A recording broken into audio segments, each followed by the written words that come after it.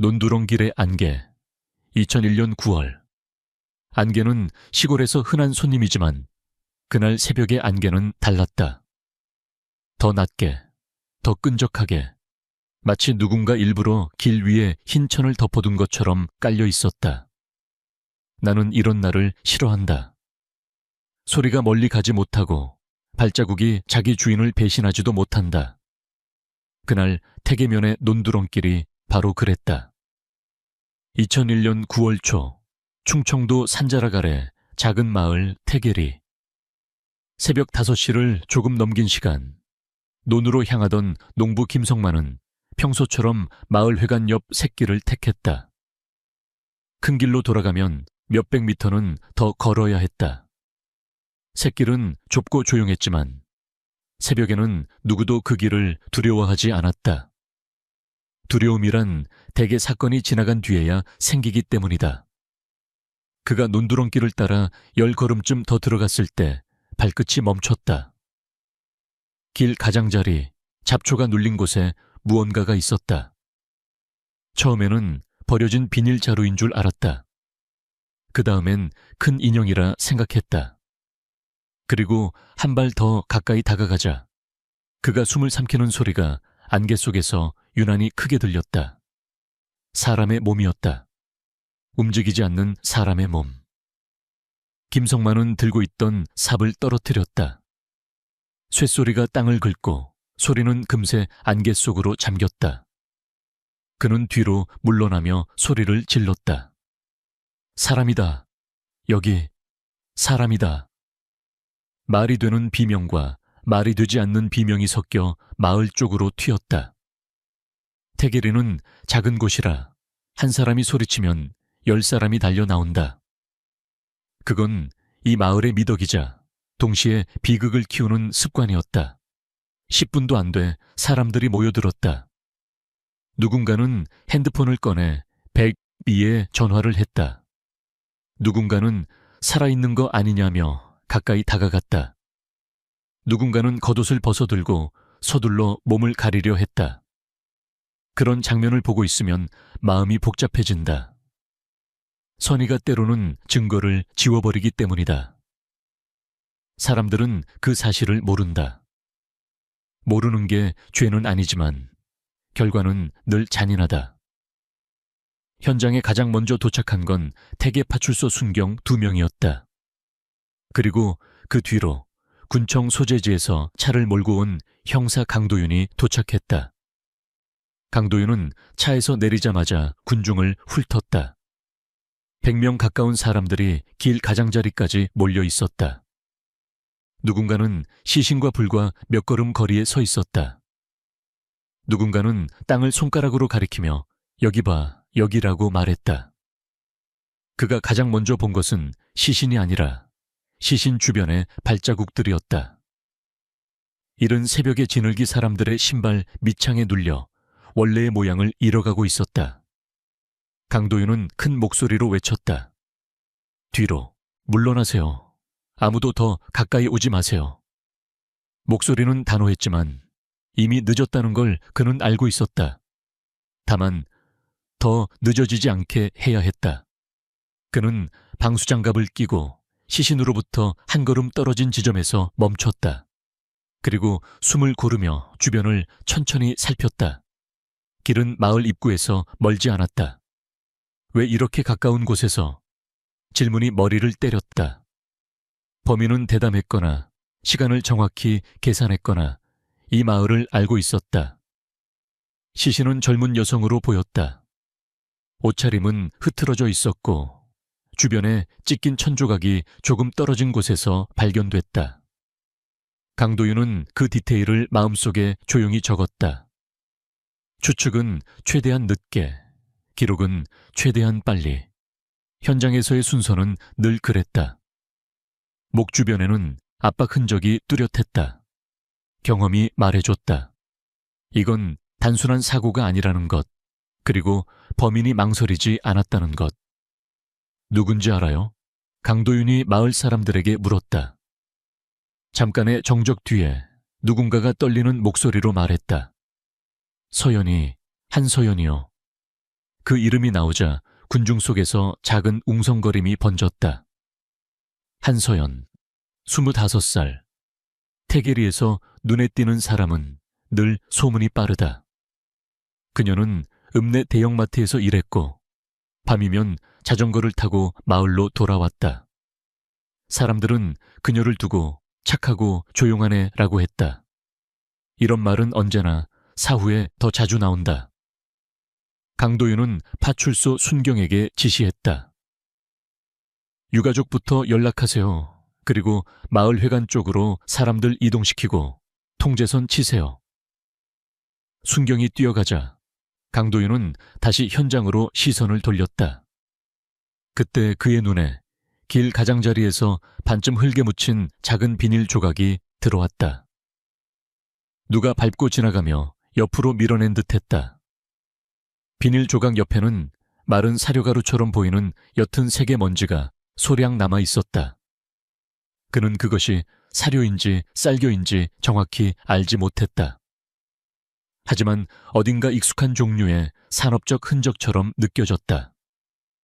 산골 마을의 논두렁길에서 자연스럽지 않은 흔적. 그런 것은 가끔 사건의 진짜 시작점이 된다. 현장 감식팀이 도착하기 전까지는 아무것도 단정할 수 없었다. 그러나 강도윤의 머릿속에는 이미 여러 갈래의 가능성이 떠올랐다. 우발범인가, 계획범인가, 외지인인가, 내부인인가. 그리고 가장 꺼림칙한 질문 하나. 이 길을 아는 사람인가? 태계리의 샛길은 지도에 크게 표시되지 않는다. 모르는 사람이 우연히 들어오기엔 길이 너무 비좁고 목적이 애매했다. 마을 사람들은 수군댔다. 어젯밤 늦게까지 안 보였대. 마트 끝나고 바로 온다고 했는데. 결혼 준비하던 애였잖아. 누군가는 약혼자 이야기를 꺼냈다. 읍내에서 사료 가게를 한다는 최우진. 그는 성실하고 말수가 적다는 평을 들었다. 강도윤은 그 이름도 메모했다. 사건은 늘 관계에서 시작된다. 관계는 때로 알리바이가 되고 때로 덫이 된다. 잠시 후 사이렌 소리가 안개를 찢고 들어왔다. 군청에서 온 감식반과 형사들이 도착했다. 강도윤은 그들에게 조용히 상황을 브리핑했다. 현장 훼손이 심합니다. 군중이 시신에 가까이 접근했고 주변 발자국이 많이 섞였습니다. 대신 여기 그는 길 가장자리의 비닐 조각과 옅은 먼지 흔적을 가리켰다. 이거 놓치지 말아야 합니다. 샛길에서 이런 흔적은 이상합니다. 감식반 요원이 고개를 끄덕이며 사진을 찍고 작은 브러쉬로 조심스레 채취를 시작했다.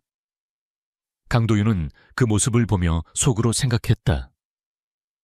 사건의 초반은 항상 시간과의 싸움이라고들 말한다. 하지만 내가 보기엔 초반은 무지와의 싸움이다. 사람들은 도려고 달려와서 가장 먼저 진실의 형태를 부순다. 그날 태계리도 그랬다. 강도윤은 통제선 밖으로 나왔다. 멀리 논두렁길이 안개 속으로 사라지고 있었다. 그는 주머니에서 담배를 꺼내려다 멈췄다. 지금은 그럴 시간이 아니었다. 그는 마을 쪽을 바라보았다. 태계리는 평소처럼 보였다. 하지만 그 평소는 이미 끝난 상태였다. 어떤 마을이든 첫 번째 시신이 발견되는 순간부터 이전으로 돌아가지 못한다. 그는 마지막으로 현장을 한 번 더 훑었다. 그리고 거의 무의식적으로 발밑의 흙을 살짝 문질렀다. 손가락 끝에 아주 미세한 가루가 묻었다. 건조한 쌀겨 냄새가 스쳤다. 확신은 아니었다. 다만 예감이었다. 이 사건은 단순히 한밤의 비극으로 끝나지 않을 것이라는 예감. 안개는 여전히 낮게 깔려 있었다. 마치 누군가가 아직 보여줄 것이 더 남았다는 듯이. 강도윤은 그 안개 속을 똑바로 바라보며 조용히 중얼거렸다. 이 길을 아는 놈이야. 그리고 그 순간 멀리 통제선 밖에서 누군가가 흙에 묻힌 작은 자루를 발로 툭 차는 것이 보였다. 자루는 반쯤 찢어져 있었고 그 틈 사이로 옅은 색의 가루가 아주 조금 흩날렸다. 강도윤의 시선이 그 자루에 박혔다. 그가 처음으로 확신에 가까운 감정을 느낀 순간이었다. 이 마을의 안개는 오늘로 끝나지 않을 것이다. 이장댁의 불빛과 마을의 혀 태계리에서는 소문이 증거보다 빨리 달린다. 증거는 장갑을 끼고 조심스럽게 만져야 하지만 소문은 맨손으로도 얼마든지 퍼나를 수 있으니까. 그리고 소문은 언제나 가장 그럴듯한 사람을 먼저 고른다. 그럴듯하다는 건 대개 사실과 상관없다. 사람들의 마음이 불편해하지 않을 혹은 누군가의 분노를 대신 떠안아줄 그런 얼굴을 뜻할 뿐이다. 한서연의 시신이 발견된 다음 날, 마을 회관에는 조문객보다 수군거림이 더 많았다. 향냄새가 가득한 공간에서조차 사람들은 입을 다물지 못했다. 누군가는 읍내에서 돌아오다 외지놈에게 당했다고 했고, 누군가는 사실은 원한이 있는 거 아니냐고 했다. 누군가는 더 낮은 목소리로 가장 위험한 이름을 흘렸다. 이준호, 이장 아들이었다. 태계리에서 이장이라는 직함은 단순한 명함이 아니다. 길을 어디로 낼지, 개발 보상금이 누구에게 먼저 갈지, 민원이 어느 쪽으로 흘러갈지, 그런 것들이 한 사람의 말투와 표정에 따라 달라지는 곳이 바로 이런 마을이다. 이장 집은 늘 불이 늦게까지 켜져 있었다. 사람들이 회의한다고 말하는 밤들 대부분이 사실은 권력을 유지하는 밤이라는 것을 나는 경험으로 안다. 강도윤은 마을 회관에서 사람들 얼굴을 천천히 훑었다. 누가 이준호 이름을 꺼냈습니까? 정면으로 묻지 않았다. 정면으로 묻는 순간 사람들은 동시에 침묵하는 법을 배운다. 대신 그는 조용히 그러나 놓치지 않게 말했다. 서연 씨가 최근에 다툰 사람, 불편한 사람, 누군가의 집요한 접근, 뭐든 좋습니다. 작은 것부터 말해 주세요. 그러자 한 중년 여자가 눈치를 보며 입술을 달싹였다. 이장내 준호가 예전부터 서연이를... 말이 끝나기도 전에 옆 사람이 팔꿈치로 그 여자를 쿡 찔렀다. 그 장면이 강도윤의 눈에 들어왔다. 말보다 몸이 먼저 반응한다. 누군가 말하지 못하게 막는 동작, 그게 이 마을의 진짜 규칙이었다. 강도윤은 그날 오후 가장 먼저 최우진을 불렀다. 한서연의 약혼자. 읍내에서 사료와 쌀겨를 취급하는 작은 상점을 운영하는 청년이었다. 그는 들어오자마자 눈을 내리깔고 앉았다. 울음은 없었다. 대신 얼굴이 굳어 있었다. 슬픔이 아니라 현실을 받아들이지 못하는 사람의 표정이었다. 어제 서연 씨를 마지막으로 본 시간이 언제죠? 강도윤이 물었다. 점심때 제가 마트 앞에서 잠깐 봤습니다. 최우진이 대답했다. 목소리는 떨리지 않았지만 어딘가 비어 있었다. 그 뒤로는 저녁엔 가게가 바빴고요. 손님이 끊이지 않았습니다. 동네 사람도 있고 공사판 사람도 있고. 강도윤은 공사판이라는 단어에서 잠깐 멈췄다. 태계면은 몇 해 전부터 소규모 개발과 도로 공사 이야기가 돌고 있었다. 외지 인부들이 잠깐 머물다 사라지고 그 사이에 마을의 규칙도 느슨해졌다. 범죄가 파고드는 틈은 늘 그런 식으로 생긴다. 알리바이는 확인할 겁니다. 강도윤이 말했다. 가게에 누가 있었는지, 계산 내역, 주변 상점, 확인할 수 있는 건 전부요. 최우진은 고개를 끄덕였다. 그리고 잠시 망설이다가 마치 죄를 고백하듯 덧붙였다. 서연이가 요즘 길을 바꿔 다녔습니다. 길을 바꿔요? 네. 큰 길이 아니라 샛길로요. 빨리 집에 가려고... 그는 손가락을 움켜쥐었다. 제가 말렸어야 했는데. 강도윤은 그 말에서 핵심을 뽑았다. 새끼를 택한 건 우연이 아니었다. 습관이었다. 습관은 예측 가능성을 만든다. 예측 가능성은 범죄자의 지도다. 그날 밤 강도윤은 파출소 작은 사무실에서 기록을 다시 펼쳤다. 시신 주변에서 채취한 비닐 조각, 옅은 가루. 감식반은 사료류로 추정, 정밀 분석 필요라는 말만 남겼다. 지방경찰의 현실은 늘 그랬다. 정밀 분석은 시간이 걸리고 시간은 사건을 시킨다. 다음 날 아침 강도윤은 이장내 집으로 향했다. 정문 앞에는 이미 2대의 승용차가 서 있었다. 방문객이 많은 집이라는 뜻이었다. 집 안에서 들려오는 TV 소리가 유난히 컸다. 마치 소리를 키워 불안을 덮으려는 사람처럼. 이장 이성태는 강도윤을 보자 억지로 웃었다. 아이고, 형사님, 고생 많으십니다. 웃음이 먼저 나오고 눈은 웃지 않았다. 그런 사람은 대개 협상할 준비가 되어 있다. 아드님 이준호 씨를 잠깐 봐야겠습니다. 강도윤이 말했다. 이성태의 얼굴이 아주 잠깐 굳었다. 그 아주 잠깐이 중요했다. 사람은 통제하려 해도 첫 반응까지 완벽하게 숨기진 못한다. 우리 준호를요. 이장이 목소리를 낮췄다. 형사님, 준호는 겁이 많습니다. 그런 일 할 애가 아닙니다. 겁이 많아도 확인은 해야 합니다. 이장은 차를 한 잔 나으라고 소리친 뒤 천천히 말을 꺼냈다. 그날 밤 준호는 집에 있었습니다. 가족들이 다 봤어요. TV 보고 과일 먹고 10시 넘어서 잠들었습니다. 다들 같은 말 할 겁니다. 그럼 가족들 모두 진술 받겠습니다. 강도윤은 한치도 물러서지 않았다. 이성태는 웃음을 유지하려 했지만 목덜미에 힘이 들어갔다. 형사님, 마을 분위기라는 게 있습니다. 괜히 애들 이름 오르내리면. 강도윤은 컵을 내려놓고 조용히 대답했다. 분위기 때문에 사람이 죽습니다. 저는 그걸 여러 번 봤습니다. 그 순간이었다. 안방 문이 열리고 이준호가 모습을 드러냈다. 키는 크지 않았고 어깨는 말랐다. 눈은 바닥을 보다가 강도윤과 시선이 닿자 급히 피했다. 강도윤은 그가 겁이 많다는 말이 완전히 거짓은 아닐 수 있다고 생각했다. 하지만 겁이 많은 사람도 어떤 순간에는 잔인해진다. 특히 자기 세계가 무너질까 두려울 때는 더더욱. 이준호 씨, 강도윤이 말했다. 서연 씨와 마지막으로 만난 게 언제입니까?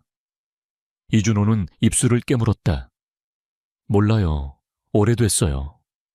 얼마나요? 몇 달, 아니, 더. 말이 흔들렸다. 그는 아버지 쪽을 힐끗 봤다. 그 시선은 도움이 아니라 허락을 구하는 시선이었다. 강도윤은 그 시선에서 마을의 구조를 다시 확인했다. 이곳에서는 진실이 개인의 소유가 아니다. 누군가의 허락 아래서만 말해진다. 서연 씨를 따라다녔다는 얘기가 있습니다. 강도윤은 바로 들어갔다. 사람들이 술자리에서 들었다고 합니다. 이준호의 얼굴이 확 빨개졌다. 아니에요. 그는 너무 크게 부정했다. 큰 부정은 늘 불안에서 나온다. 이성태가 끼어들었다. 형사님, 소문입니다, 소문. 마을 사람들, 입이 그렇지 뭘. 강도윤은 메모를 하며 고개를 끄덕였다. 소문이든 아니든 기록합니다. 집을 나오는 길에 강도윤의 휴대전화가 울렸다. 모르는 번호였다. 그는 잠시 망설이다 받았다. 강 형사? 낮고 거친 목소리. 너무 깊게 들어가지 마라. 누구십니까? 이 마을엔 규칙이 있다. 너도 안다. 그 사건 외지놈이 한 걸로 정리해. 괜히 이장내 건드리지 말고. 뚝 상대는 전화를 끊었다. 강도윤은 잠깐 그대로 서 있었다. 바람이 마당의 감나무 잎을 흔들었다. 이런 전화는 협박이라기보다 경고다. 그리고 경고는 두 가지 의미를 가진다. 첫째, 누군가가 겁을 먹었다는 것. 둘째, 그 겁이 어디에서 비롯됐는지 아직 모른다는 것. 파출소로 돌아온 강도윤은 조용히 말했다. 준호는 일단 계속 확인한다. 하지만 이장내만 파고들면 안 된다. 후배 순경이 물었다. 그럼요? 어디부터요? 강도윤은 창밖을 봤다. 논두렁길이 보이지는 않았지만 그 길의 냄새가 아직 코끝에 남아 있었다. 쌀겨 같은 마른 가루의 느낌. 사건 현장에서 본 그 흔적이 자꾸 머리를 두드렸다. 서연이 다니던 길. 강도윤이 말했다. 그 길을 아는 사람들. 그리고 쌀겨 냄새가 나는 사람들. 그날 밤 강도윤은 기록을 정리하며 문득 이런 생각을 했다. 사람을 죽인 건 범인 하나일지 몰라도 진실을 늦추는 건 늘 여러 사람이다. 태계리의 이장댁 불빛은 여전히 밝았다. 그리고 나는 그 불빛이 단지 집이 커서 밝은 게 아니라는 걸 알고 있었다. 그 불빛은 여기까지라는 경계선이었다. 마을이 스스로 그어놓은 선. 강도윤은 그 선을 넘을 준비가 되어 있었다. 다만 그가 아직 모르는 게 하나 있었다. 이 사건에서는 이장내에서 끝나지 않을 거라는 것. 그리고 태계리의 혀는 진실을 말할 때보다 거짓을 말할 때 더 빨라진다는 것. 순찰차의 사이렌과 막다른 골목. 2002년 봄, 가을. 태계리의 겨울이 지나고 봄이 오면 사람들은 대개 잊는다. 노는 다시 물을 품고 새싹은 아무 일 없었던 것처럼 올라온다. 그러나 어떤 사건은 계절을 먹고 자란다. 한서연의 죽음은 그 마을의 공기 속에 남아 바람이 불 때마다 다른 이름으로 변장해 떠돌았다. 외지인 소행이라는 말이 가장 편한 옷이었고, 약혼자 의심이라는 말은 가장 손쉬운 독이었다. 그리고 이장내라는 단어는 언제나 입끝에서 멈췄다. 강도윤은 그 멈춤을 싫어했다. 멈춤이란 보통 진실이 아니라 두려움에서 생기는 것이니까. 2002년 3월 군청과 경찰서는 치안 강화 특별기간을 선포했다. 명분은 간단했다. 주민 불안 해소. 실제로는 더 복잡했다. 위에서는 성과를 원했고 마을은 결론을 원했다. 결론은 되도록 빠르게, 되도록 조용하게, 누군가의 체면을 상하게 하지 않는 방식으로. 그런 요구를 만족시키는 가장 쉬운 방법이 무엇인지 강도윤은 이미 알고 있었다. 범인을 잡는 게 아니라 범인처럼 보이는 사람을 잡는 것. 그날부터 순찰차 사이렌이 자주 울렸다. 읍내시장, 국도변 여관, 공사장 가설숙소, 술집 뒷골목까지 경찰이 들이닥쳤다. 절도 정과자, 폭행 전력자, 떠돌이 인부, 불법 도박판 출입자. 사람들이 말하는 수상한 놈들이 줄줄이 파출소로 끌려왔다. 취조실은 금세 담배 냄새와 원망으로 가득 찼다. 그날 밤 어디 있었냐? 누굴 만났냐? 태계리 새끼를 알아? 질문은 날카로웠지만 답은 대개 똑같았다. 모른다. 기억 안 난다. 그런데 갈 이유 없다. 없다. 어떤 남자는 억울하다는 듯 소리쳤다. 형사님, 우리 같은 놈들 잡아다 윽박 지른다고 그 애가 살아 돌아옵니까? 그 말이 강도윤의 가슴을 불편하게 찔렀다. 불편함은 때때로 진실에 가깝다. 강도윤은 그 남자를 풀어주며 조용히 말했다. 돌아오진 않지. 그래서 더 늦으면 안 되는 거야. 하지만 현실은 늦어지고 있었다. 감식 결과는 한꺼번에 오지 않았다. 작은 경찰서의 한계는 선명했다. 정밀 분석은 시간이 걸렸고 시간은 사람들의 기억을 지웠다. 사건 당일 마을회관 앞에서 서연을 봤다는 사람도 한 달 후에는 아, 그날이었나?로 바뀌었다. 마을은 소문을 기억하지만 사실은 기억하지 않는다. 소문은 감정으로 저장되기 때문이다. 강도윤은 그 와중에도 한 가지를 놓지 않았다. 논두렁길에서 채취된 옅은 가루, 쌀겨 혹은 사료류의 잔은. 어떤 형사는 비웃었다. 형님, 그게 뭐가 중요해요. 이 동네는 사료 안 쓰는 집이 없잖아요. 그 말도 틀리진 않았다. 그래서 더 어렵다. 흔한 것 속에서 흔하지 않은 연결을 찾는 게 수사다. 강도윤은 읍내 사료상과 축사들을 돌기 시작했다. 쌀겨를 어디서 받아오는지, 어떤 포대가 쓰이는지, 어떤 업체 로고가 찍히는지. 그는 그런 질문을 하면서도 스스로 우스웠다. 살인사건을 조사하면서 포대의 글씨체와 봉제선을 들여다보고 있었으니까. 하지만 그가 경험으로 배운 게 하나 있었다. 큰 사건의 결정적 단서는 언제나 사람들이 시시하다고 여기는 것에서 나온다는 사실이다. 4월 어느 날 파출소로 한 통의 신고가 들어왔다. 새벽에 누군가 창고를 털려다 도망갔다는 것이었다. 피해자는 읍내 외곽의 작은 공구상. 그들은 CCTV를 확인했고 흐릿한 화면 속의 남자는 덩치가 컸다. 모자는 깊게 눌렀었지만 어깨선이 눈에 띄게 넓었다. 순경이 말했다. 형님, 요즘 도둑들 대담합니다. 낮에도 돌아다니고.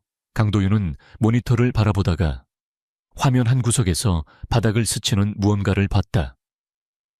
남자가 도망치며 끌고 간 자루였다. 내용물이 조금 흘러내렸고 그 가루가 바닥에 옅게 퍼졌다. 쌀겨일 수도 먼지일 수도 있었다. 확신은 없었다. 하지만 강도윤의 감각이 움직였다.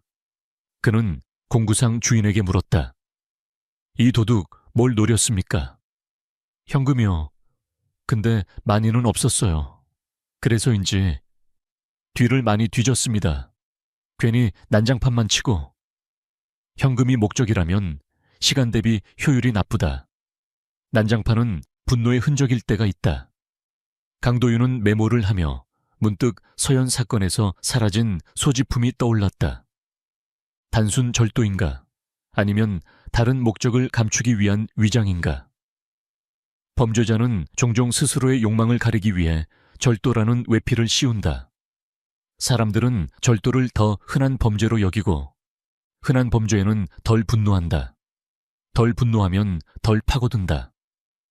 그 계산을 하는 놈들이 있다. 강도윤은 도둑 사건을 별도로 쫓는 대신 인물을 쫓았다. 덩치 큰 남자, 주변 공사장, 떠돌이, 전과자. 그리고 무엇보다 태계리 새끼를 아는 사람. 그때부터 그는 공사장 숙소를 들락거렸다. 막걸리 냄새, 땀 냄새, 철근 냄새가 섞인 공간.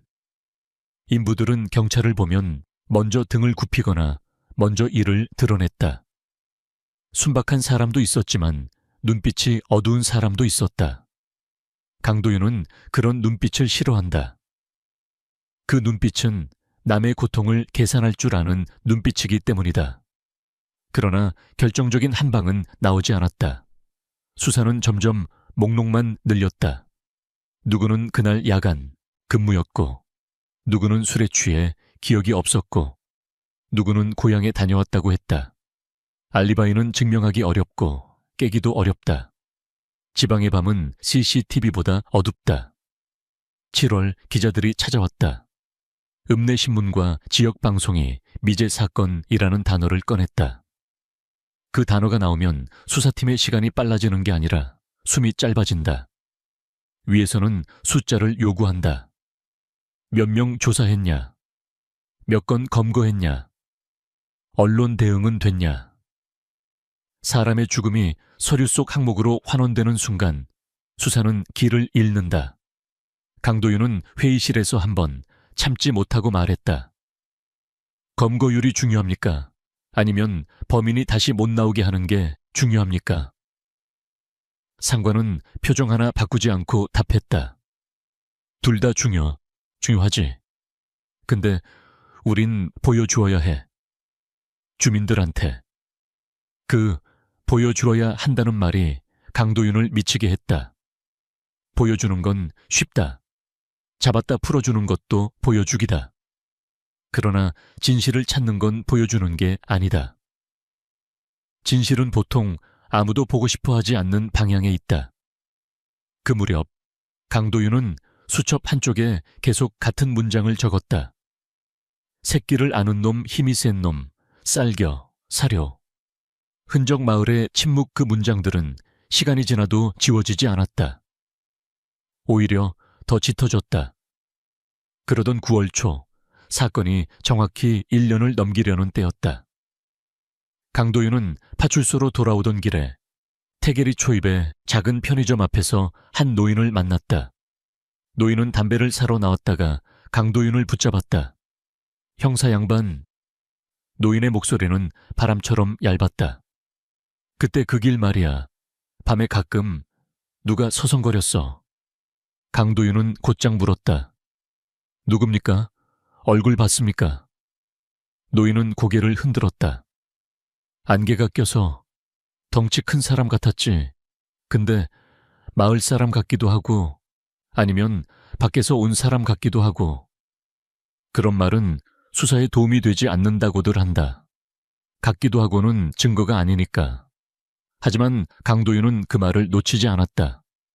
왜냐하면 마을에서 본 것을 말하는 건 생각보다 큰 용기가 필요하기 때문이다.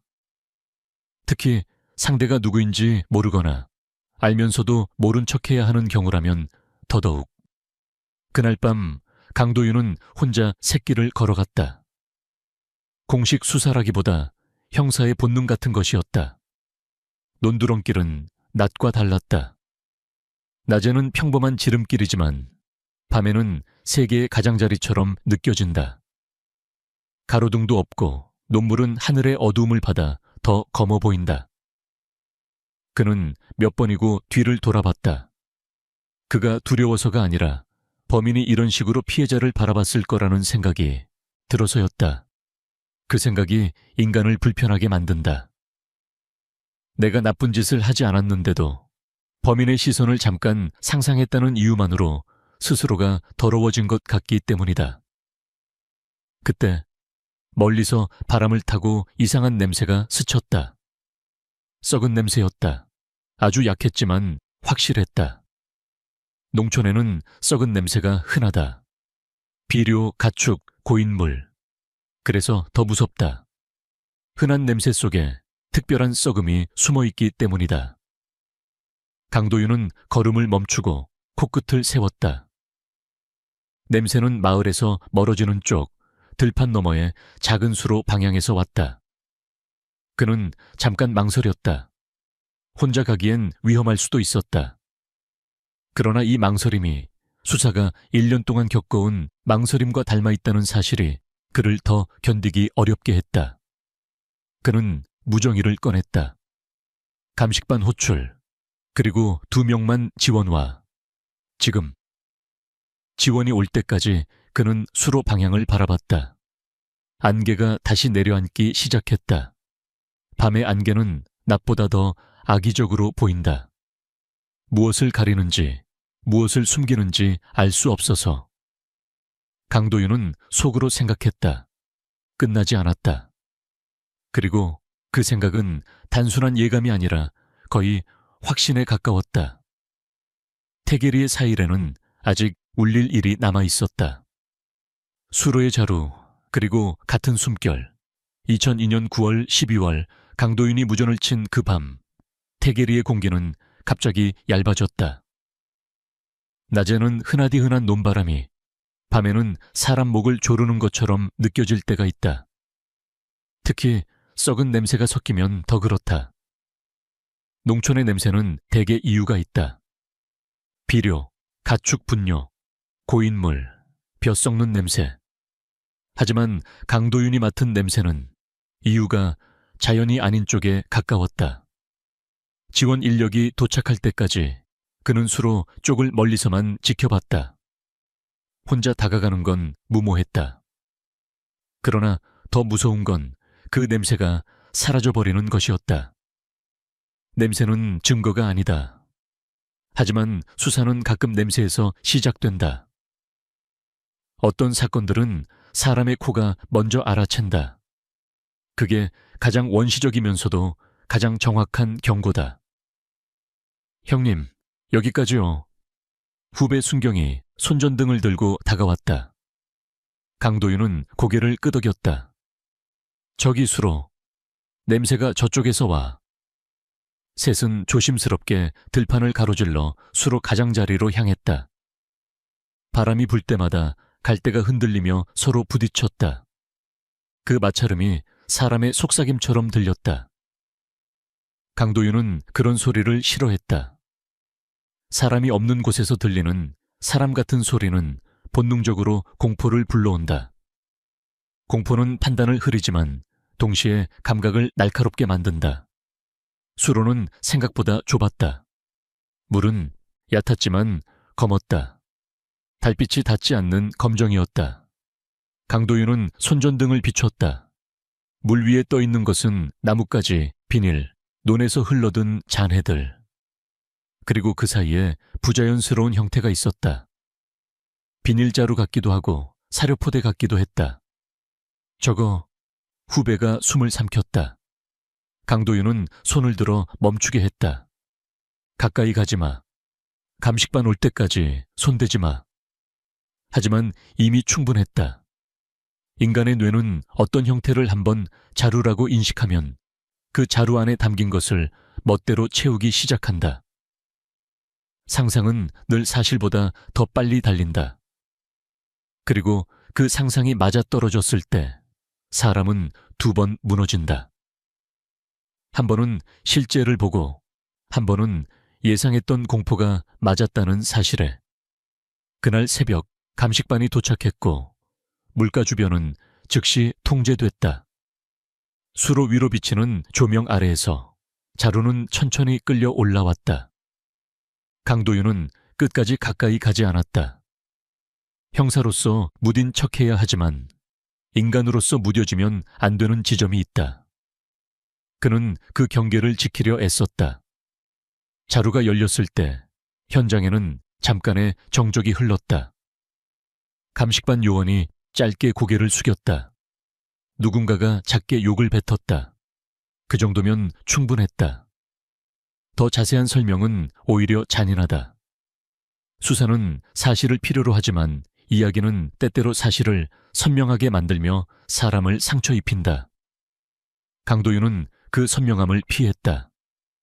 다만 한 가지는 분명했다. 또 한 명의 젊은 여성이었다. 그리고 단순한 사고도 단순한 실종도 아니었다. 사흘 뒤 피해자 신원이 확인됐다. 인근 마을에 사는 박봉단 28세. 결혼했고 아이가 둘 있었다. 남편은 읍내 창고에서 일했고 그녀는 식용유를 취급하는 가게에서 일했다. 일주일 전 퇴근 후 자전거를 타고 집으로 돌아가다 사라졌다. 가족은 신고했고 경찰은 길목을 훑었지만 찾지 못했다. 그리고 결국 수로에서 자루로 돌아왔다. 강도윤은 박봉단의 집 앞에서 잠깐 멈춰 섰다.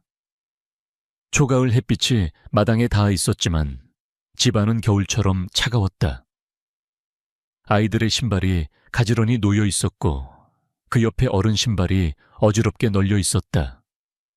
사람은 큰 상실을 겪으면 사소한 질서를 잃는다. 발끝의 질서부터 무너진다. 남편은 울지 않았다. 대신 목이 쉰 목소리로 같은 말을 반복했다. 그날 그냥 평소처럼 나갔는데요. 그냥 평소처럼. 그 말이 강도윤의 속을 긁었다. 한서연도 박봉단도 둘 다 평소처럼 길을 나섰다. 범죄자는 그 평소를 노린다. 평소는 인간이 방심하는 시간이고 방심은 범죄자가 가장 좋아하는 공기다. 며칠 뒤 국과수에서 파견된 법의학자 민지원이 태계면 경찰서로 내려왔다. 그녀는 자리에 앉자마자 커피 한 모금을 마시고 서류를 펼쳤다. 표정은 차갑고 목소리는 더 차가웠다. 그러나 강도윤은 그런 사람을 신뢰했다. 감정이 많은 사람은 현장에 흔들리고 차가운 사람은 사실에 매달린다. 민지원은 말했다. 두 사건 연관 가능성이 높습니다. 근거는요? 강도윤이 물었다. 사망 방식의 공통점, 현장 성격, 그리고 그녀는 잠깐 멈췄다가 종이를 탁 소리나게 눌렀다. 채취된 생물학적 증거가 같습니다. 같은 남성으로 보입니다. 그 말이 떨어지는 순간 방 안의 공기가 바뀌었다. 같은 남성, 같은 가해자. 그 말은 두 가지를 의미했다. 첫째, 1년 전 한서연 사건이 우발적 사고가 아니라는 것. 둘째, 그 가해자가 아직 잡히지 않았다는 것. 즉, 이 이야기는 끝난 적이 없었다. 후배 형사가 침을 삼켰다. 그럼 연쇄, 민지원은 고개를 끄덕였다. 네, 연쇄일 가능성이 큽니다. 강도윤은 그제야 의자 등받이에 기대며 숨을 내쉬었다. 이상하게도 충격보다 확인에 가까웠다. 그는 1년 동안 수없이 막다른 골목을 부딪혔다. 외지인, 전과자, 공사장 인부, 이장 아들, 약혼자. 모든 방향이 가능해 보였고 그만큼 모든 방향이 허무하게 꺼졌다. 그런데 이제 사건이 둘이 되면서 한서연 사건의 그림자가 선명해졌다. 연쇄는 잔인하지만 수사에서는 때때로 패턴이 된다. 패턴은 실마리다. 실마리는 그 자체로 희망이라기보다 도망치던 진실의 옷자락이다. 그날 밤부터 태계면 경찰서는 다시 움직였다. 이전과 달랐다. 이제는 누가 범인처럼 보이는가가 아니라 누가 이 패턴과 맞는가로 전환해야 했다. 강도윤은 특별수사팀 회의에서 말했다. 우리가 1년 동안 한서연 사건을 한 번의 비극으로 취급했기 때문에 놓친 게 있습니다. 범인은 한 번 성공하면 다시 시도합니다. 그리고 더 대담해집니다. 그 말은 팀원들을 불편하게 만들었지만 불편함이 필요했다. 사람은 편해지면 멈춘다. 멈추면 또 죽는다. 민지원은 또 하나의 서류를 내밀었다. 그리고 중요한 게 하나 더 있습니다. 이번엔 자루가 나왔어요. 자루? 강도윤이 눈썹을 찌푸렸다. 포대요. 내용물이 뭔지까지는 여기서 말할 필요 없고요. 중요한 건 포대에 찍힌 표기 방식이 지역 산업용 포대와 비슷하다는 겁니다. 강도윤은 그 순간 1년 전 논두렁길에서 봤던 반쯤 찢어진 자루가 떠올랐다. 그때는 현장 훼손 때문에 제대로 확보하지 못했다. 누군가 발로 차서 어디론가 밀려가 버렸다. 그는 수첩 한쪽에 적어둔 단어를 떠올렸다. 쌀겨, 사료, 포대. 그건 중요해 보이지 않아서 모두가 지나친 흔적이었다. 며칠 뒤 강도윤은 한서연 사건의 피해품 목록을 다시 펼쳤다. 사라진 귀걸이, 소액의 현금, 가방 속 소지품들. 누군가는 이걸 절도라고 주장했고 누군가는 우발적 성범죄의 부산물이라 했다. 그러나 연쇄라는 사실이 드러나자 절도는 목적이 아니라 연막일 수도 있었다. 범죄자는 수사를 흔들기 위해 흔적을 남기거나 없앤다. 그리고 그 흔적의 모양이 수사 방향을 결정한다. 회의실 문이 열리고 누군가 들어왔다. 최우진이었다. 한서연의 약혼자. 그는 말끔한 옷차림이었지만 얼굴은 1년 전보다 더 마르고 단단해 보였다. 사람은 슬픔을 오래 붙잡으면 살이 아니라 표정이 깎인다. 형사님, 최우진이 조심스럽게 말했다. 저 들었습니다. 또 비슷한 일이 있었다고. 강도윤은 그를 안게 했다. 그래요. 그래서 다시 확인할 게 많습니다. 최우진은 잠시 입술을 깨물더니 마치 결심한 듯 말을 꺼냈다. 그 포대 사진 제가 볼 수 있습니까? 포대 사진을요? 강도윤이 되물었다. 네. 최우진은 고개를 끄덕였다. 저는 그쪽 일을 합니다. 포대는 다 똑같아 보이지만 사실 다릅니다. 봉제선, 재질, 인쇄 잉크, 표기, 그리고 무엇보다 안에 남는 가루. 강도윤은 순간 망설였다. 피해자 가족이 아닌 약혼자에게 증거 사진을 보여주는 건 조심스러운 일이었다. 하지만 최우진은 단순한 참고인이 아니었다. 그는 산업의 눈을 가진 사람이었다. 수사에서 그런 눈은 귀하다. 그리고 지금은 너무 많은 길이 막혀 있었다. 강도윤은 파일을 열어 사진 몇 장을 건넸다. 최우진은 숨을 고르고 사진을 들여다봤다. 그의 눈동자가 미세하게 흔들렸다.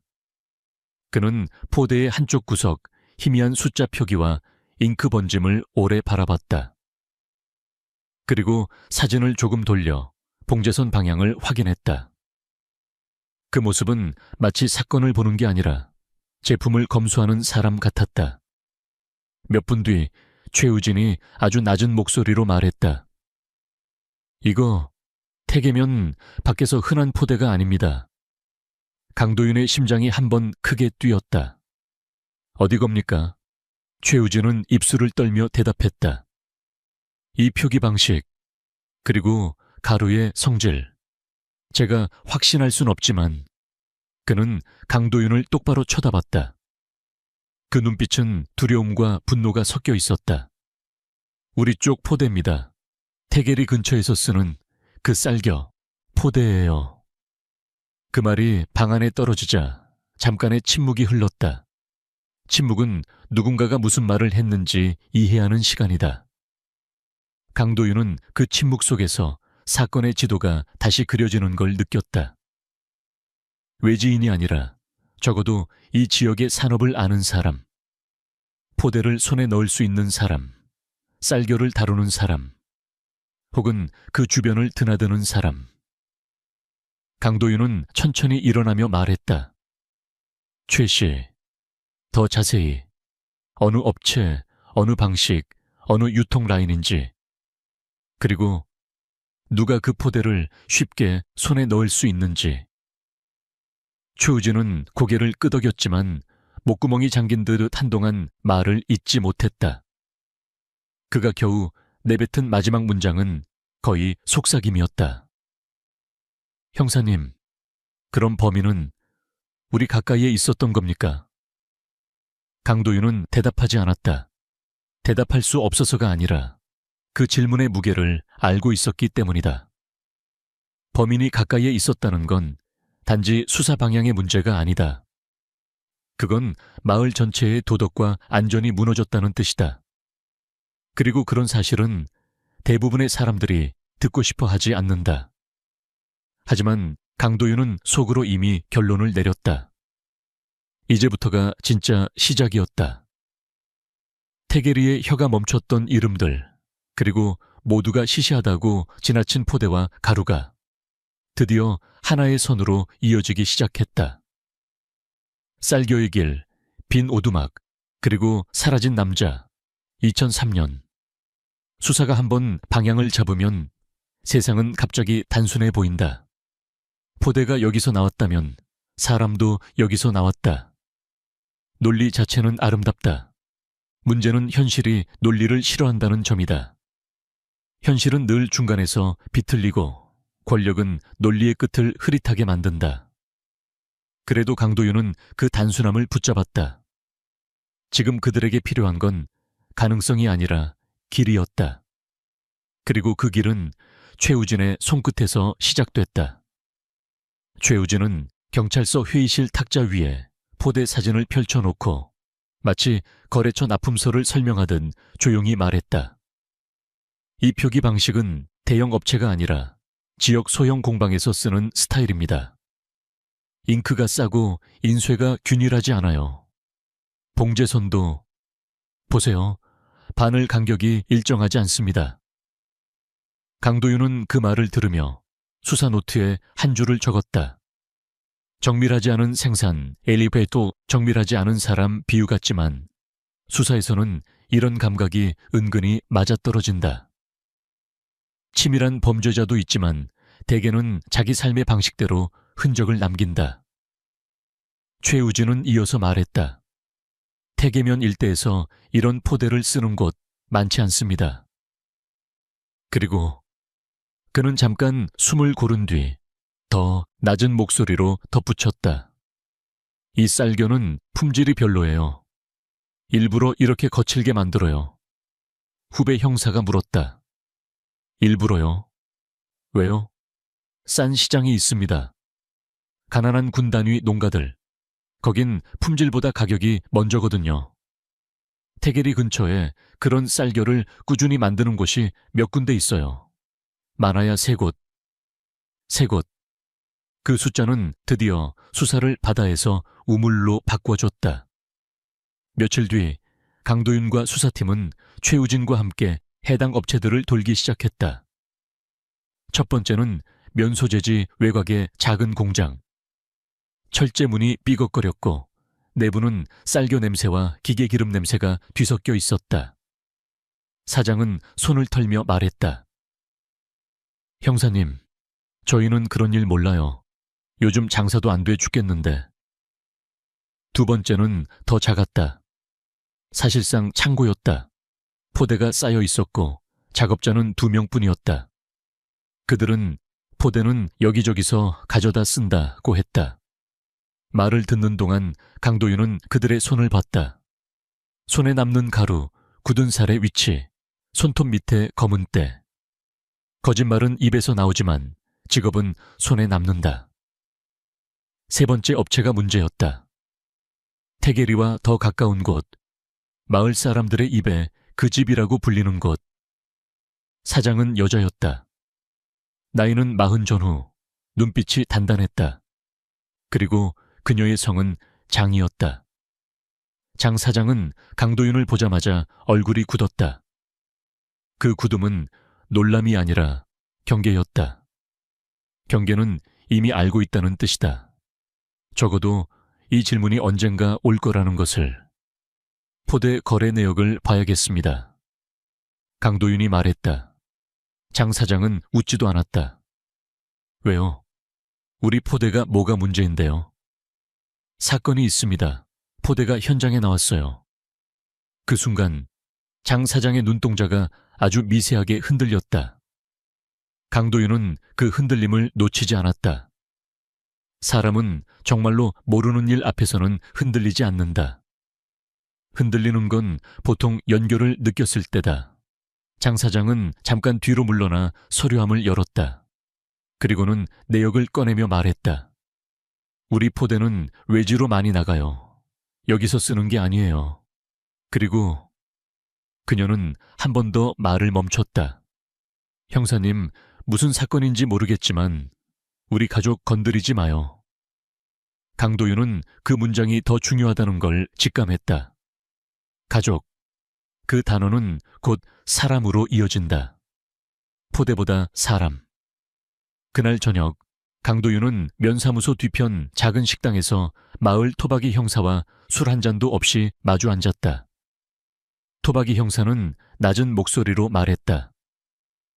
장 사장, 그 집 남동생이 있어요. 남동생? 장병수, 전과 있습니다. 절도, 폭행. 예전에 한번 크게 들어갔다 나왔고요. 토박이는 젓가락으로 공기를 2번 찍었다. 덩치가 큽니다. 그리고 마을에 자주 나타나지 않아요. 나타나면 꼭 문제를 만들고 없어집니다. 강도윤은 노트에 이름을 적었다. 장병수. 이름 하나가 적히는 순간 사건의 공기가 다시 바뀌었다. 수사는 늘 이름에서 시작된다. 이름이 생기면 얼굴이 생기고 얼굴이 생기면 길이 생긴다. 지금 어디 있죠? 토박이 형사는 고개를 저었다. 그게 문제예요. 등록된 주소는 있는데 실제로는 여기저기 떠돌아요. 공사판도 돌고 여관방도 잡고 가끔은 그는 말끝을 흐리며 창밖을 봤다. 들판에 버려진 오두막 같은 데서 자요. 오두막. 강도윤의 머릿속에서 단어들이 맞물렸다. 샛길, 들판, 사람의 눈이 잘 닿지 않는 곳, 포대, 쌀겨, 그리고 힘. 다음 날 새벽, 그들은 들판 끝자락에 오래된 오두막으로 향했다. 오두막은 정말 사람이 살기 위한 공간이라기보다 사람이 숨어있기 좋은 공간에 가까웠다. 주변에는 발자국이 지워졌다 생긴 흔적이 있었고 문고리는 새 것처럼 반질거렸다. 누군가 최근에 만졌다는 뜻이었다. 강도윤은 문 앞에서 잠깐 멈췄다. 문 하나를 열기 전에 형사는 늘 계산한다. 안에 사람이 있을 확률, 도망칠 경로. 그리고 이 문을 열었을 때 내가 어떤 냄새를 맡게 될지. 문을 열자 쌀겨 냄새가 확 끼쳤다. 그리고 그 냄새 아래에 더 무거운 냄새가 얇게 깔려 있었다. 금속 같고 오래된 습기 같은 냄새. 강도윤은 후배에게 조용히 말했다. 감식 불러, 지금. 오두막 안에는 포대가 몇 개 있었다. 하지만 뭔가가 비어 있었다. 쌓여야 할 자리에 빈 칸이 있었고 바닥에는 누군가 흙을 일부러 덮은 듯한 흔적이 남아 있었다. 강도윤은 그 자리에서 주저앉아 손전등으로 바닥을 비췄다. 흙이 얇게 뿌려진 곳, 그 아래에 얼룩이 있었다. 감식반이 와서 채취를 시작했고 강도윤은 오두막 밖으로 나왔다. 들판의 바람이 그를 때렸다. 바람이 시원한 게 아니라 차갑게 느껴졌다. 사건의 주변 공기는 늘 기온과 상관없이 차갑다. 사람의 마음이 내려앉기 때문이다. 그때 뒤에서 토박이 형사가 말했다. 장 사장이 동생 얘기 꺼내면 발작합니다. 동생 때문에 집안이 망가졌다고요. 동생이 오면 돈 달라고 협박하고 안 주면 난장판 치고. 강도윤은 그 말을 들으며 사건의 윤곽을 점점 더 싫은 방향으로 맞춰갔다. 돈, 떠돌이, 분노, 힘, 그리고 여자라는 표적. 그날 오후 강도윤은 장 사장을 다시 불렀다. 장 사장은 오자마자 말했다. 내 동생 여기 없어요. 나랑 상관없어요. 강도윤은 단호하게 물었다. 최근에 동생 만났습니까? 장 사장은 이를 악물었다. 가끔 와요. 근데 난 몰라요. 난 정말 몰라요. 그 몰라요는 사실일 수도 있고 살기 위한 거짓일 수도 있다. 가족을 지키기 위한 거짓은 아주 흔하다. 그리고 그 거짓 때문에 범인은 더 오래 산다. 강도윤은 포대 사진과 오두막 사진을 나란히 놓으며 말했다. 사장님, 이건 상관없다로 넘어갈 일이 아닙니다. 누군가는 이미 2명을 죽였습니다. 그리고 안 잡히면 3번째가 나옵니다. 장 사장은 고개를 숙였다. 그리고 아주 작은 목소리로 말했다. 그 애 무서워요. 그 한 문장이 그날의 가장 큰 진술이었다. 하지만 진술만으로는 부족했다. 장병수는 이미 사라져 있었다. 오두막은 비어 있었고 포대 일부는 없어졌으며 사람들은 못 봤다고 했다. 못 본 게 아니라 보기 싫었던 걸지도 모른다. 마을은 때때로 위험을 외면함으로써 평화를 유지하려 한다. 그 평화는 가짜인데도 수사팀은 추적을 시작했다. 인근 여관, 공사장, 버스터미널, 역 주변. 그러나 장병수는 흔적을 남기지 않았다. 아니, 더 정확히 말하면 남겨도 잡히지 않을 만큼만 남겼다. 전과자들은 이런 감각을 배운다. 경찰의 눈이 어디까지 오는지 그 경계선을 몸으로 한다. 그 와중에 위에서는 성과를 요구했고 언론은 연쇄라는 단어를 더 크게 발음했다. 마을은 다시 웅성거렸고 이장댁의 불빛은 더 오래 켜졌다. 그리고 강도윤에게는 예상했던 일이 찾아왔다. 강 형사 인사발령이야. 상관이 무심하게 말했다. 다음 달부터 다른 관할로 가. 강도윤은 잠깐 웃음이 나왔다. 웃음이 아니라 허탈함이 목을 타고 올라온 소리였다. 지금요? 지금 이 시점에요? 상관은 서류를 정리하며 대답했다. 너도 알잖아. 분위기, 민원, 위에서 조용히 하라고 하잖아. 그리고 그는 말을 아꼈다. 아끼는 말이 있다는 건 말하지 못할 이유가 있다는 뜻이다. 강도윤은 그날 밤 사무실에 혼자 남아 수첩을 펼쳤다. 장병수의 이름을 굵게 동그라미 쳤고 그 아래에 적었다. 쌀겨포대, 지역 소형업체, 오두막, 들판, 최근 사용 흔적, 장사장, 두려움, 장병수, 덩치, 전과, 떠돌이. 그는 펜을 멈추고 마지막으로 한 줄을 더 적었다. 이 사건은 누가 했는가 보다 왜 아무도 못 잡게 두는가가 더 무섭다. 창밖에서는 가을바람이 불었다. 바람은 논을 흔들고 논은 다시 평소처럼 보였다. 하지만 강도윤은 알고 있었다.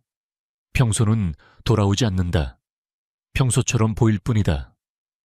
그리고 정말로 가장 섬뜩한 건 그 다음이었다. 그는 서류철을 덮고 불을 끄려다.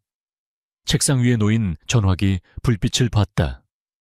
깜빡, 깜빡. 부재중 전화 표시. 모르는 번호였다. 강도윤은 한참을 바라보다가 수화기를 들었다.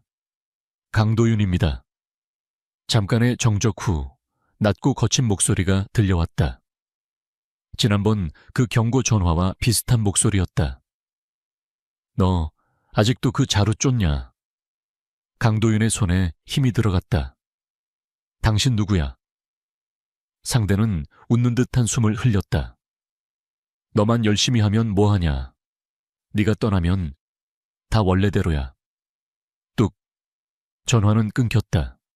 강도윤은 수화기를 내려놓고 어두운 사무실 한가운데서 혼자 서 있었다. 그때 그는 확신했다. 장병수는 단지 도망친 범인이 아니었다. 누군가는 그가 도망칠 시간을 벌어주고 있었다. 그리고 그 확신은 수사를 더 잔인하게 만들었다. 사람을 잡는 것보다 구조를 깨는 게 더 어렵다는 걸 그는 알고 있었으니까.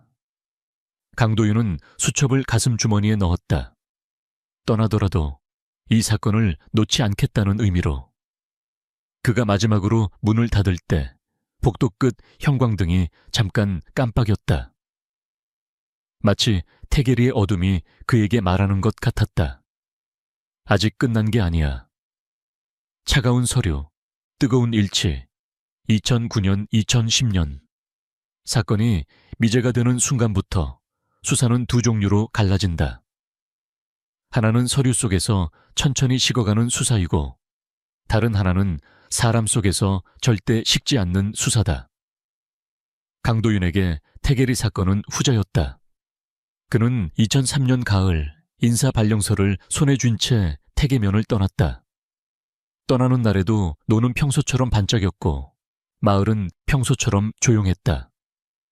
그러나 그는 알고 있었다. 그 조용함은 평화가 아니라 합의된 침묵이었다. 그리고 침묵은 범인을 숨기는데 가장 적합한 환경이다. 그 뒤로 몇 년 동안 강도윤은 다른 지역에서 다른 사건들을 처리했다. 절도, 강도, 가정폭력, 사체유기, 유사한 성범죄. 그는 현장에 익숙해졌고 사람들의 거짓말에도 익숙해졌다. 그런데 이상하게도 익숙함이 쌓일수록 태계리 사건은 더 또렷해졌다. 서류를 덮어도 머릿속에서 덮이지 않았다. 누군가가 쌀교라는 단어를 입에 올리기만 해도 논두렁 길의 안개가 떠올랐다. 그가 가장 싫어하는 질문은 늘 같았다. 그 뒤로는요? 그 뒤로는 아무도 죽지 않았다고 믿고 싶었다. 그 믿음은 희망이자 현실 도피였다. 미제 사건이 가장 무서운 이유는 범인을 모른다가 아니다. 범인이 지금 어디에 있는지 모른다는 것이다. 그리고 더 정확히는 그가 멈췄는지 모른다는 것이다. 2009년 초 경찰 내부망에 공지가 떴다. 국과수와 협업해 DNA 데이터베이스 대조 범위가 확대되고 오래된 미제 사건들의 증거물 재분석이 순차적으로 진행된다는 내용이었다. 문장 자체는 건조했다. 하지만 강도윤에게 그 공지는 오래 굳어있던 피딱지가 다시 떨어지는 소리처럼 들렸다. 그는 그날 밤 잠이 오지 않았다. 서랍 깊숙이 넣어둔 수첩을 꺼내 태계리 사건 페이지를 펼쳤다. 장병수라는 이름이 굵게 동그라미 쳐져 있었다. 그 아래엔 오래전 자신이 적은 단어들이 여전히 살아있었다. 쌀겨 포대 오두막 사라진 남자 보호받는 도망 강도윤은 그 종이를 한참 들여다보다가 오래된 번호로 전화를 걸었다. 태계면에서 함께했던 토박이 형사 최경위였다. 신호음이 몇 번 울린 뒤 낮고 지친 목소리가 들렸다. 강 형사? 강도윤은 바로 물었다. 최경위, 태계리 사건 증거물 아직 보관돼 있죠. 상대는 잠깐 침묵했다. 그 침묵은 놀람이 아니라 망설임이었다. 그리고 그 망설임은 그 사건이 여전히 금기로 남아있다는 뜻이었다. 보관은 돼 있지. 근데 강 형사, 그거 이제 와서가 아니라 지금이라서. 강도윤이 끊었다.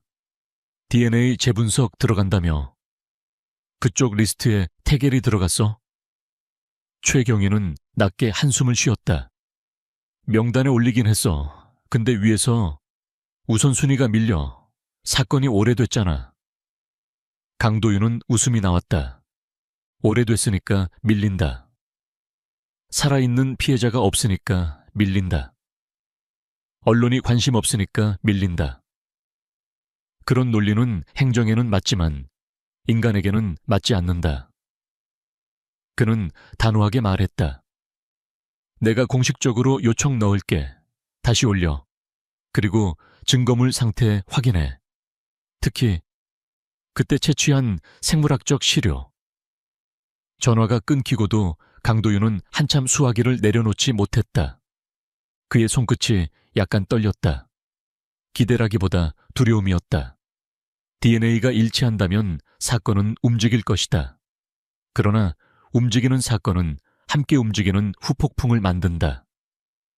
태계리의 침묵도, 이장댁의 불빛도, 그 모든 것들이 다시 켜질 수 있었다. 2002년 여름, 강도윤의 책상 위로 한 통의 공문이 올라왔다. 발신은 도청 과학수사과였다. 제목은 짧았다. 미제 사건 DNA 대조 결과 통보. 그는 봉투를 뜯는 손에 힘이 들어간다는 걸 느꼈다. 종이는 얇았지만 그 안에 들어있는 글자들은 사람을 무겁게 만들었다. 첫 줄을 읽는 순간 숨이 멎었다. 태계면 2001년 사건 및 2002년 사건, 동일 남성 DNA 프로파일로 확인. 그건 이미 2000년에 한 번 확인됐던 사실이었다. 그러나 그 다음 줄이 서류의 온도를 바꿨다.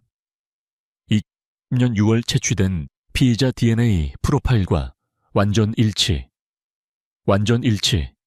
강도윤은 잠깐 의자에 기대 눈을 감았다. 희한하게도 기쁨보다 먼저 떠오른 건 한 가지 감정이었다. 분노. 이제야 라는 분노. 그동안이라는 분노. 왜 그때 못 잡았나 라는 분노. 그리고 그 분노는 곧 다른 질문으로 변했다. 어디서 잡혔지? 서류 하단에는 지역명이 찍혀 있었다. 경상북도 어느 공단지대. 죄명은 예상대로였다.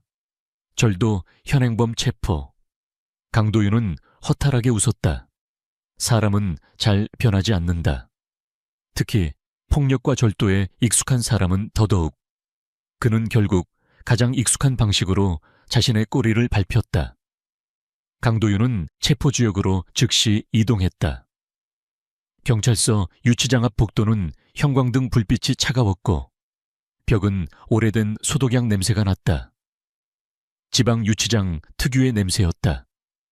그는 그 냄새를 싫어하지 않았다. 적어도 이 냄새는 정리되지 않은 진실의 냄새가 아니라 붙잡힌 현실의 냄새였으니까. 담당 형사는 말했다. 신원조회에서 전과자였고 DNA 채취 대상이어서 절차대로 했습니다. 그리고 통보가 왔습니다. 강도윤은 고개를 끄덕였다. 피의자 이름 장병수. 그 이름이 공기 중에 떠오르는 순간 강도윤은 잠깐 귀가 멍해졌다. 그 이름은 그에게 한 장면의 요약이었다. 오두막, 쌀겨 냄새, 사라진 포대, 그리고 경고 전화.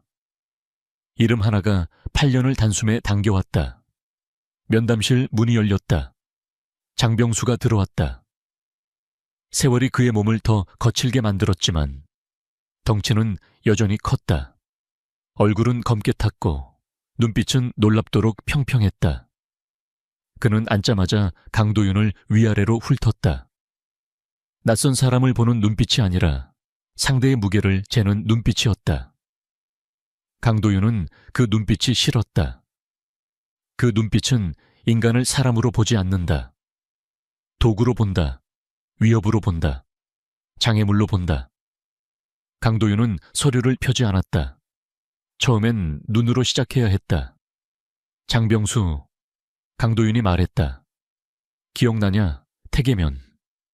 장병수는 입꼬리를 아주 조금 올렸다. 웃음이라기보다 습관처럼 보였다. 태계면, 거기 내가 왜 기억해요? 강도윤은 천천히 종이를 한 장 밀었다. DNA 대조 결과가 적힌 페이지였다. 기억 안 나도 상관없다. 내 몸이 기억한다. 강도윤은 말끝을 눌렀다. 일치가 나왔다. 완전 일치. 장병수의 눈빛이 아주 잠깐 흔들렸다. 그 흔들림은 충격이 아니라 계산이었다. 도망칠 구멍이 남아있는지 확인하는 흔들림. 이게 뭔데요? 장병수가 시치미를 뗐다. 나한테 함정 파는 거 아냐? 강도윤은 조용히 고개를 저었다. 함정은 네가 파는 거고 이건 네가 남긴 거다. 잠깐의 침묵이 흐른 뒤 장병수는 의자를 약간 뒤로 밀었다. 그는 마치 판이 이미 끝났다는 걸 인정하는 사람처럼, 그러나 끝까지 체면을 세우려는 사람처럼 말했다. 형사님, 나 같은 놈이 그런 큰 일을 했다고 진짜 믿어요? 강도윤은 그 질문이 우스웠다. 큰일. 누군가의 생을 부숴놓고도 큰일이라는 단어로 거리두기를 한다. 범죄자는 언제나 자신을 작게 만든다. 작게 만들면 덜 책임져도 되는 것처럼 착각한다. 강도윤은 딱 한마디만 했다. 2명이 죽었다. 장병수는 한동안 말이 없었다. 그리고 놀랍게도 그 다음에 나온 건 격한 부정이 아니라 낮은 한숨이었다. 증거가 그거 하나예요. 강도윤은 그 질문에서 이 남자의 본능을 확인했다. 그는 죄책감이 아니라 증거의 종류와 양을 따지고 있었다. 인간의 생명보다 자신의 형량을 먼저 계산하는 눈빛. 강도윤은 그 눈빛을 오래 봤다. 그리고 마음속으로 확신했다. 이건 우발이 아니다. 이건 습관이다. 강도윤은 서류를 덮으며 말했다. 너 하나로 끝나진 않을 수도 있다. 그는 장병수의 눈을 똑바로 봤다. 누가 널 숨겨줬지? 장병수는 아주 짧게 웃었다. 숨겨준 거요? 형사님, 난 내가 숨는 법을 알아요.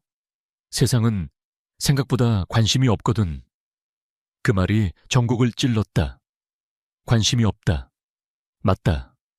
세상은 대개 타인의 비극에 오래 머물지 않는다. 그래서 범죄자는 산다. 그래서 미제는 생긴다. 그래서 유족은 2번 죽는다. 한 번은 사람을 잃어서, 한 번은 세상이 잊어서. 강도윤은 의자를 앞으로 당겼다. 태겔이 오두막. 그는 단어를 하나씩 던졌다. 포대, 쌀겨. 너는 그걸 어디서 구했지? 누구 집에서? 누구 공장에서?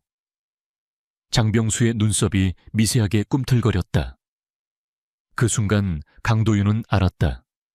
이 질문은 맞았다. 질문이 맞으면 얼굴이 먼저 반응한다. 장병수는 입술을 핥으며 말했다. 형사님, 나 말하면 뭐해요? 강도윤이 대답했다. 말하면 끝난다. 장병수는 잠깐 고개를 숙였다가 다시 들었다. 그리고 아주 낮게, 마치 자기 혼잣말처럼 중얼거렸다. 그때 너희가 나를 못 잡았잖아. 그의 목소리는 이상하게도 담담했다. 한 번 안 잡히면 두 번은 더 쉽거든. 강도윤은 그 문장을 들으며 속이 얼어붙는 느낌을 받았다. 8년 전 자신이 놓친 건 단지 범인이 아니라 범인이 배운 자신감이었다. 그는 실패를 경험으로 삼아 더 능숙해졌을 가능성이 컸다. 강도윤은 마지막 질문을 던졌다. 너 그 뒤로도 했나? 장병수는 강도윤을 바라봤다. 그리고 그 눈빛이 처음으로 평평하지 않았다. 아주 얇은 즐거움 같은 것이 스쳤다. 강도윤은 그 얇은 즐거움이 가장 역겹다고 느꼈다. 사람의 고통 위에 얹힌 얇은 즐거움. 장병수는 천천히 말했다. 형사님, 그건 네가 진짜로 알고 싶은 거야? 그 문장이 방 안에 떨어진 순간 강도윤은 확신했다. 이 사건은 검거로 끝나지 않는다. 이제부터는 진짜 비용을 치르는 시간이 시작될 것이다. 그리고 태계리의 침묵도 다시 깨어날 것이다. 법정의 침묵, 마을의 갑, 그리고 안개가 걷히는 방식. 2011년 사건이 풀리면 모든 게 끝날 거라고 믿는 사람들이 있다. 범인이 잡히고 신문에 이름이 찍히고 판결문이 내려오면 고통도 같이 종결될 거라고. 나는 그 믿음을 이해한다. 인간은 결말이 있어야 숨을 쉬니까. 하지만 결말은 늘 서류의 결말일 뿐이다. 사람의 결말은 그 뒤에서 훨씬 오래 이어진다. 2011년 2월 도청 소재지의 지방법원 앞은 이른 아침부터 붐볐다. 카메라가 삼각대 위에 줄지어 섰고 기자들은 연쇄라는 단어를 입에 올리며 서로의 마이크 위치를 조정했다. 태계리 사건은 8년 동안 조용히 썩어가던 이야기였지만 풀리는 순간에는 모두가 자기 이야기인 것처럼 달려들었다. 강도윤은 법원 계단 아래에서 잠깐 멈춰 섰다. 겨울 공기가 뺨을 때렸다. 그는 스스로에게 말했다. 여기가 끝이 아니다. 여기는 시작도 아니다. 다만 진실이 읽히는 자리다. 법정 안으로 들어가자 공기는 바깥보다 더 차가웠다. 난방이 약해서가 아니라 사람들이 서로의 숨을 의식하고 있어서였다. 피해자 유족들은 앞줄에 앉아 있었다. 한서연의 부모는 서로 손을 꼭 잡고 있었다. 손가락 마디가 하얗게 질릴 정도였다. 박봉단의 남편은 양복을 입었지만 옷이 몸에 맞지 않았다.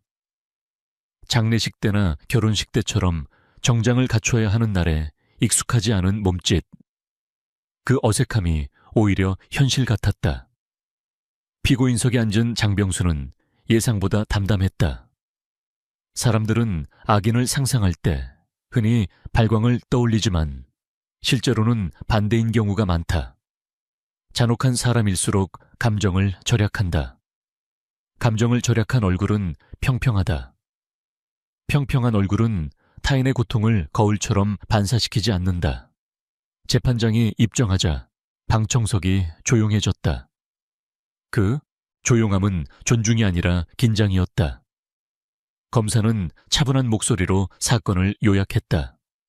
2001년 9월, 2002년 12월, 동일한 범행 양상, 동일한 DNA 프로파일. 법정은 감정을 다루지 않는다. 법정은 숫자와 사실을 다룬다. 하지만 그 숫자와 사실이 누군가의 생을 찢어놓았다는 걸 이 방의 모든 사람이 알고 있었다. 검사가 증거를 제시하는 순서는 예측 가능했다. 현장 사진, 가능한 한 절제된 형태, 감식 결과, 이동 동선, 포대 표기와 유통 경로, 그리고 결정타로서 DNA 일치. 피고인의 DNA 프로파일이 2001년 사건 및 2002년 사건에서 채취된 시료와 완전히 일치합니다.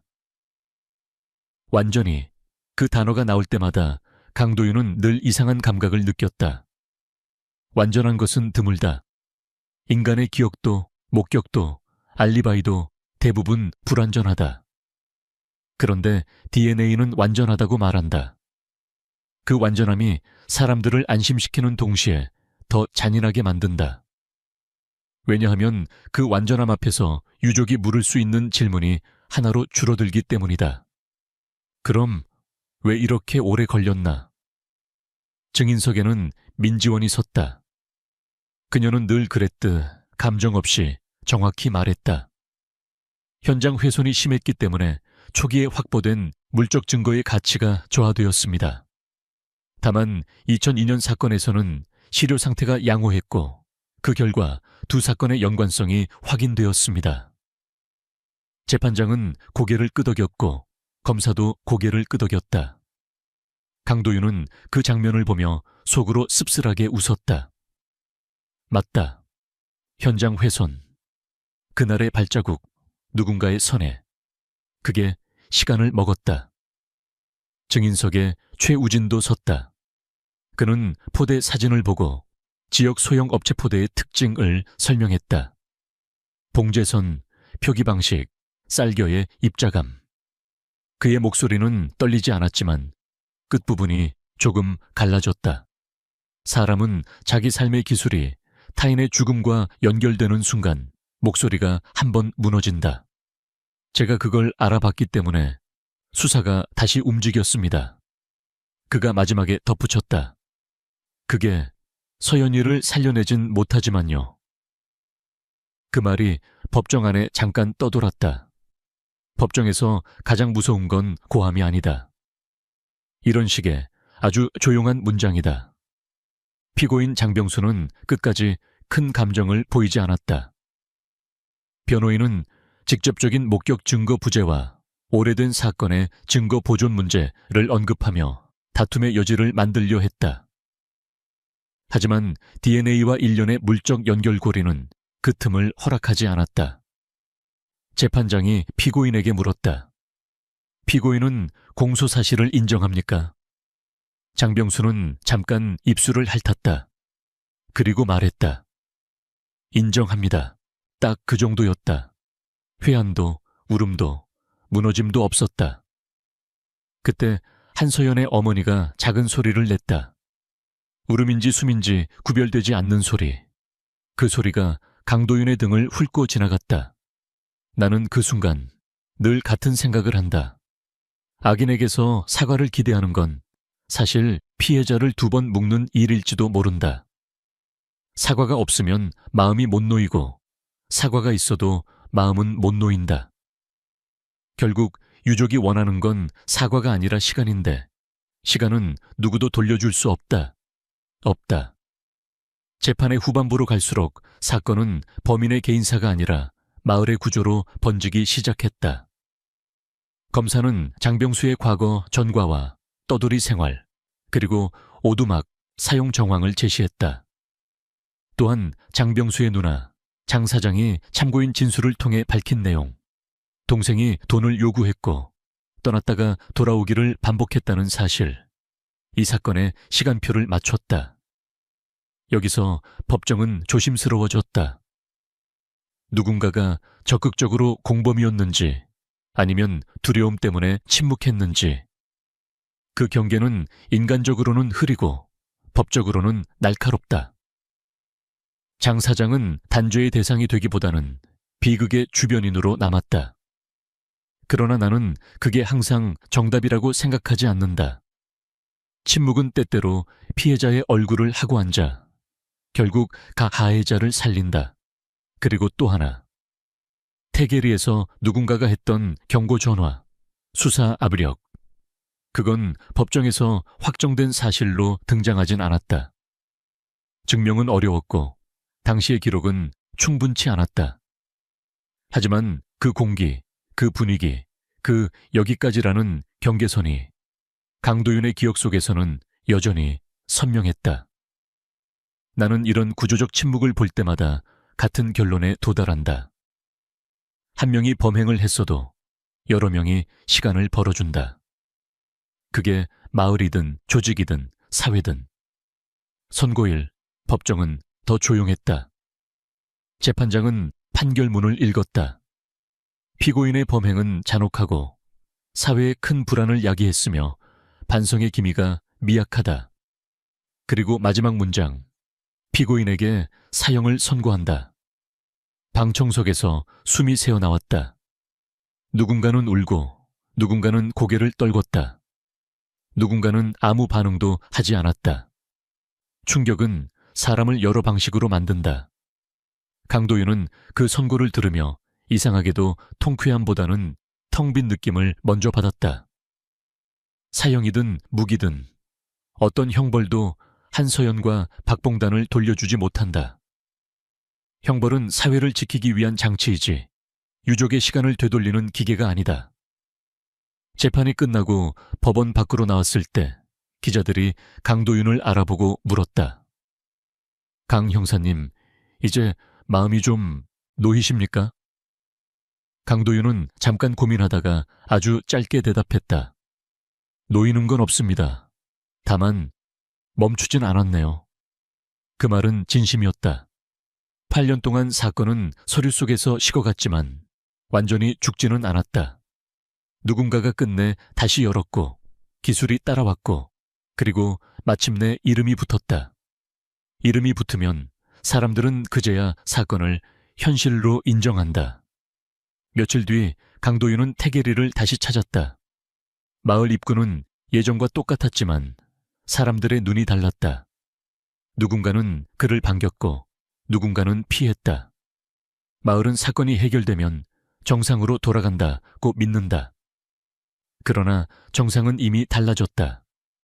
정상이란 결국 사람들의 합의일 뿐이다. 그 합의가 바뀌면 정상도 바뀐다. 그는 논두렁 길을 걸었다. 안개가 옅게 끼어 있었다. 예전만큼 짙지 않았다. 계절 탓일 수도 있고 마음 탓일 수도 있다. 강도윤은 길 가장자리에서 멈춰 섰다. 그 자리에서 한서연이 발견됐다. 그 자리에서 모든 것이 시작됐다. 그는 오래 서 있었다. 그리고 조용히 말했다. 미안합니다. 누구에게 하는 말인지 정확히 알 수 없었다. 한서연에게일 수도, 박봉단에게일 수도, 혹은 그때의 자신에게일 수도 있었다. 나는 그 장면을 이렇게 해석한다. 사과는 늦었고, 세상은 무심했고, 마을은 침묵했다. 그럼에도 누군가는 결국 그 침묵을 깨고 안개 속으로 다시 걸어 들어갔다. 사건의 결말은 선고문에 적힌다. 하지만 이야기의 결말은 살아남은 사람들이 다음번에는 무엇을 선택하느냐에 달려있다. 그날 태계리의 안개는 완전히 걷히지 않았다. 다만 예전처럼 모든 것을 숨기는 안개가 아니라 누구나 존재를 인정하는 안개가 되어 있었다.